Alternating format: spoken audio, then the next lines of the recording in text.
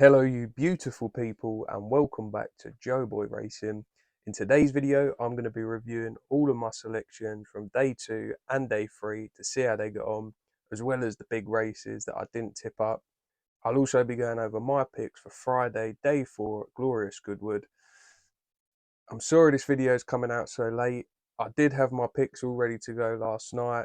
Wasn't expecting there to be as much rain as there had been, and obviously heavy in the description flipped all of that on its head, and I've had to do loads of research in the interim to get a couple of bets that I think might be good value, suspecting how the ground's going to be playing. So on Wednesday, the Class 2 handicap over 1 mile 4, I put up the 2 Charlie Johnston horses.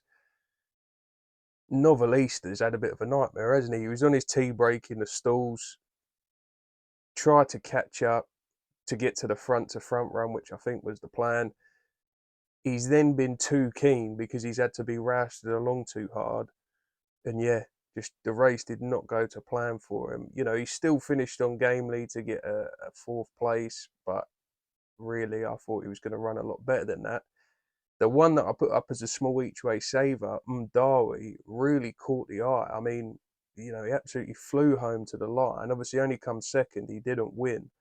However, he's not finished far off Omni-Man, who then didn't finish far off Merchant, who's then run a really good race in a lot higher company today. So I think that's a really good piece of form. And actually, Mdawi is running on, or Mdawi, however you say it, I don't know, is running on the Friday. So I'm thinking about having another go on him again.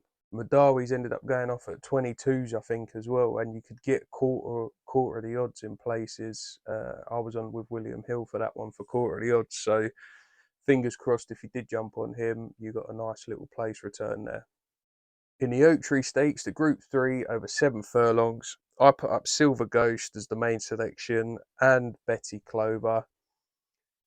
Silver Ghost didn't run anywhere near to, you know, how I saw her run at Goodwood beforehand. Obviously, it's a lot higher company, so maybe she was a little bit flattered. I did think she was going to run better than that. She did sort of get trapped in, but I think, you know, it wasn't enough to make an excuse for where she's ended up finishing.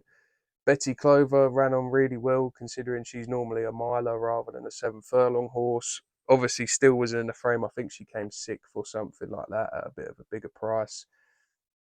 The race just didn't pan out for her. So no winners again there. Obviously, I didn't have a massive play on the Wednesday, day 3. Fingers crossed you guys had a bit of better luck, and let me know down in the comments if you did pick up any winners on that day.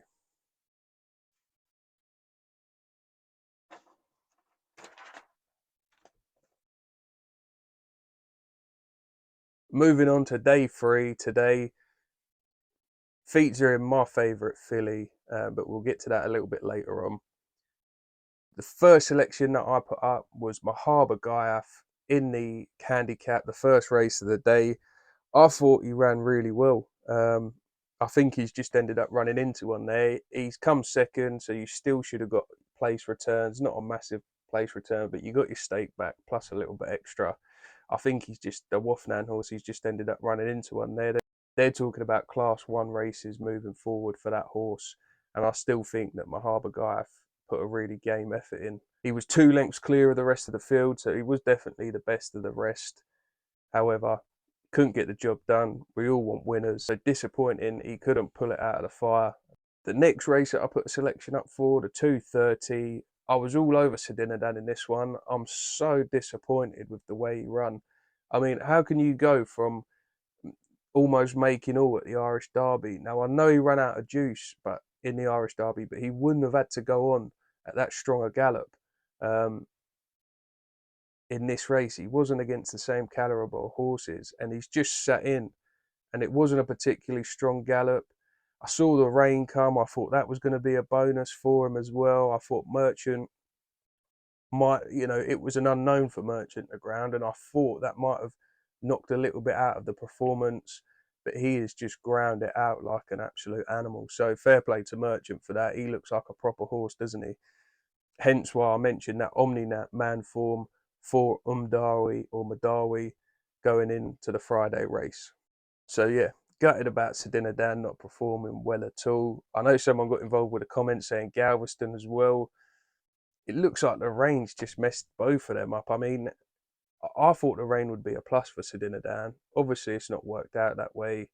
I thought he was just going to go from the front and set a really good pace like he did in the Irish Derby, but he's not done that, unfortunately. So, yeah, gutted about Sedina. Right, moving on to the 305, the Nassau Stakes. I finally got a winner. Obviously, I'm not gloating about getting a winner because I think she's ended up going off 6-5. I did put it up in my anti-post video. I had a bet then. It wasn't a massive bet, not as big a bet as what I had today, thinking that she might drift out a little bit because of the rain, etc. But I've had a nice enough bet on her that it's really helped me out for the week because I was not having a good week, as you all know. Yeah, I don't think there's enough superlatives for this filly. She's so tough. She doesn't care what ground it is. She doesn't care. You know, I think she'll stay 1 mile forward as well. If she's in the arc, then I'd be very tempted for having a bet on her in the arc as well because the way she just grinds it out. She's not one of these. I think this is why Minnie Hawk sort of got the nod in the Oaks for Raya Moore because she's a little bit more flashy, like with a turn of foot, etc. Now Whirl hasn't got that explosive turn of foot, but when she just finds gears and she did it as well in the Musadora. You know, it doesn't look like she's just flicked the switch and flicked on the burners, but she just pulls away. Like she's ended up bolting up by 5 lengths. I just love her, absolutely love her. I hope. Obviously, I'm not boasting about tipping up a favourite, but I'm hoping to transfer some of my enthusiasm to you guys for this filly because the way she goes about her racing is just a thing of beauty. I just love her. So yeah, great result for me in that one for Whirl. She's really, really saved me for the week. I've only had a couple of places, a couple of placed returns. So yeah, hats off to Whirl. Great performance and a top class filly. Now, obviously, I didn't put up a selection in the Sussex Stakes on Tuesday, guys, but I just needed to get your thoughts about this. What has happened here? I mean, 150 to one shot Kira. Everyone was, we're not pelting Rafe Beckett, but everyone was saying about, oh, he's struggling, it's not going well. He's had a dead heat with both of his horses in an earlier race, and then his horse at 150 to 1 has gone and won a Group 1 Sussex Stakes. That was unbelievable the way that race panned out. I thought when I was watching it, I thought, yeah, they're letting these get away a little bit, aren't they? And I mean, in the end, Serengeti has ended up being a pacemaker for Kirat. You know, he wasn't a pacemaker for Henri Matisse, or Kirat wasn't a pacemaker for Field of Gold, who has run absolutely terribly, by the way. I feel so sorry for Rosalien. Obviously, I put her up in my Royal Ascot preview and it should have won that really. I mean, you know, he's been done for a Group 1 there, and then he's come here, and then really, you know, he was the best of the better horses in that, and he's gone down by a neck to 150 to one shot. I mean, yeah, heart goes out for Rosalien. Not sure what's gone on there with Field of Gold because I mean, I know they say about the track and Goodwood's a funny track and stuff like that, but all the best. If you're a good, it's like well, you know what I mean. If you're a really good horse, you just run well. Like it doesn't. I know certain tracks can like York can be a graveyard for favourites and stuff, but yeah, I'm not buying that with Field of Gold. I don't think something was right with the animal there. So well done to Kirat, well done to Rafe Beckett, and yeah, please tell me one of you guys had a couple of quid each way on Kirat. Someone must have had a couple of quid each way on Kirat. Let me know down in the comments. Let me know your thoughts about Field of Gold, Rosalien, etc. What a turn up for the books. Right, guys. So moving on to my picks for the Friday for day 4.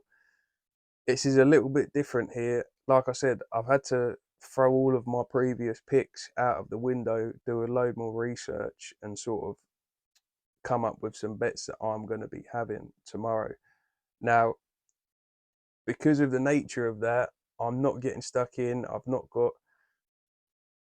It's not like Whirl where I've got an absolute banker, you know, that I'm going to recommend really strongly. However, there's a couple here that I do think of value at the prices, and I'm going to be having a small each way play on these bets. So in the Golden Mile Cracking handicap at 230, I really liked Araseg in this. Obviously, I won money on fifth column on July Cup Day at Newmarket. You could go and watch that in the vlog.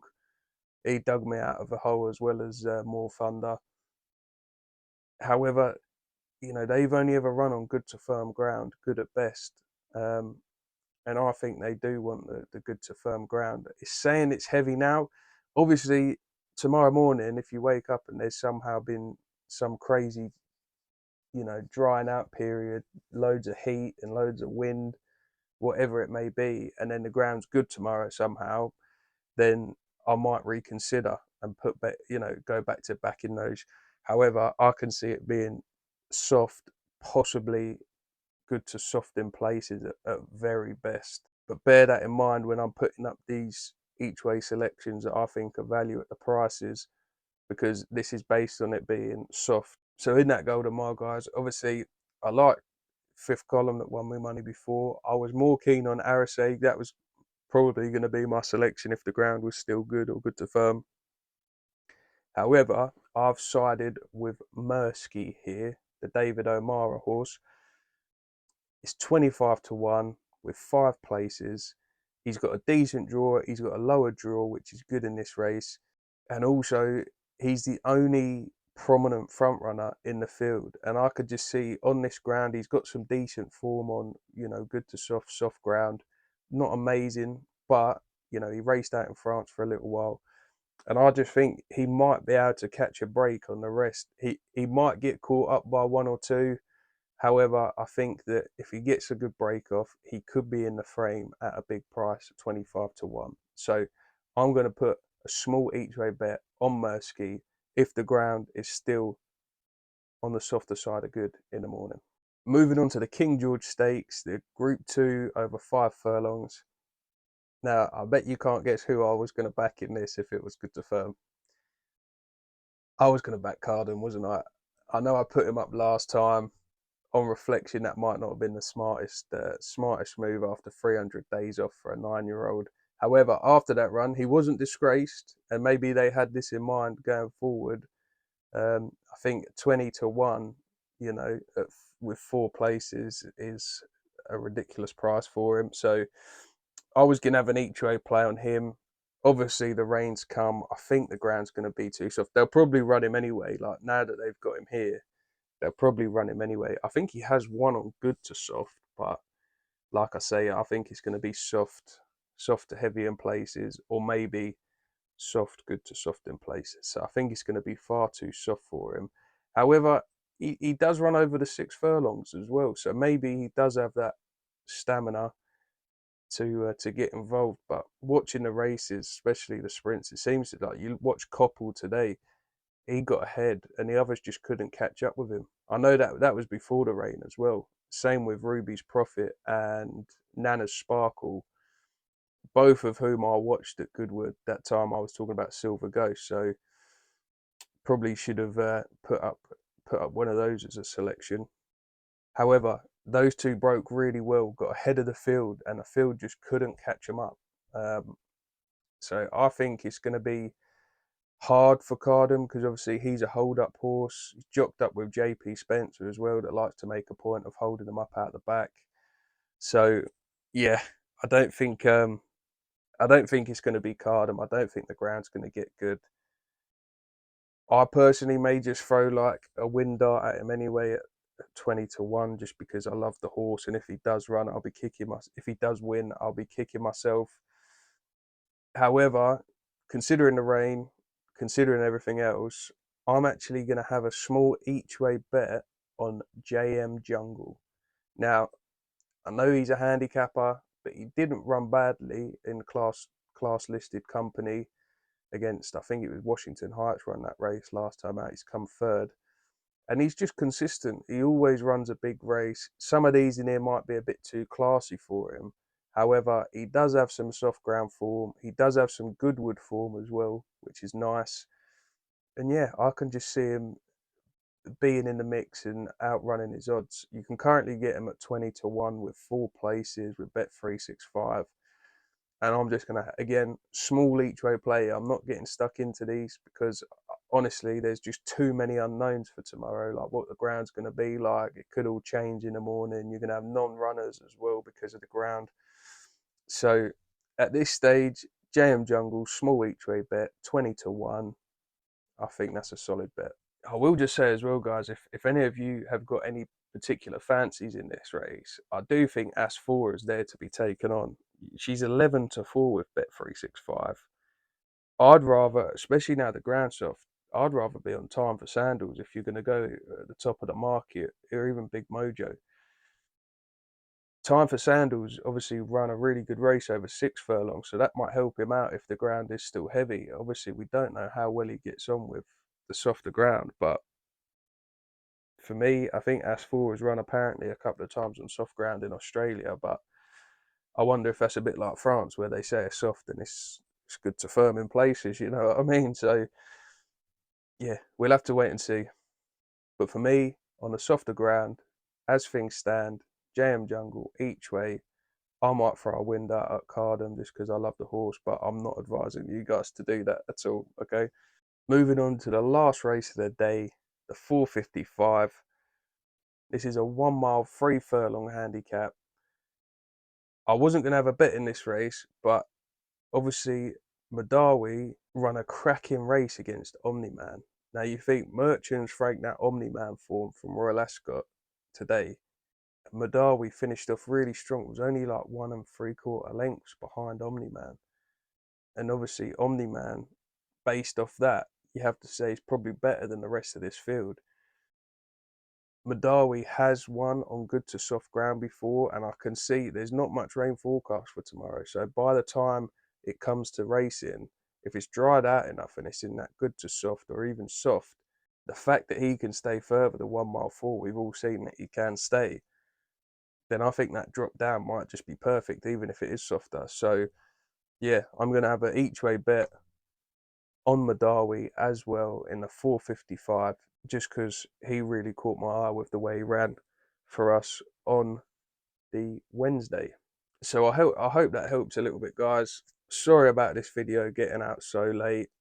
I didn't just want to put up my selections the way I made them because obviously things have changed, the conditions have changed, the odds have changed, everything's changed. So I had to get stuck into some research, and those are the picks that I've come up with. So, like I say again, it's going to be small each way plays. Obviously, they're big prices, so I'm not getting stuck in. But I think at the prices, because obviously since the rain as well, everyone's jumped on the soft ground horses. So there's not even any value left in their prices anymore. So yeah, I think at the prices, the ones I've picked out represent good value and could go close at those bigger prices. So fingers crossed we can go close tomorrow. Obviously, we got a winner today. Not going to brag about that because it was a 6-5 fav. But hopefully, you guys now love Well as much as I do. Disappointed with Sedinadan. I thought my Harbour guy ran really well. If his handicap doesn't go up massively for that as well, then definitely one to keep an eye on in the future because he just looks like an improver all the way. He keeps improving with every race. So like always, guys, get stuck into the comments. Let me know what you thought about Field of Gold. If any of you was on Kirat, I'm praying to God someone had a couple of quid each way on Kirat. Let me know what winners you've had in the festival so far. Hopefully you guys are doing a little bit better than I am. And let me know if you've got any certainties for tomorrow, anything that you think is a good thing going in tomorrow so we can have a look. Big thank you for all the comments, guys. As always, big thank you for all the likes, all the subscriptions. I absolutely love it. And as always, happy punting.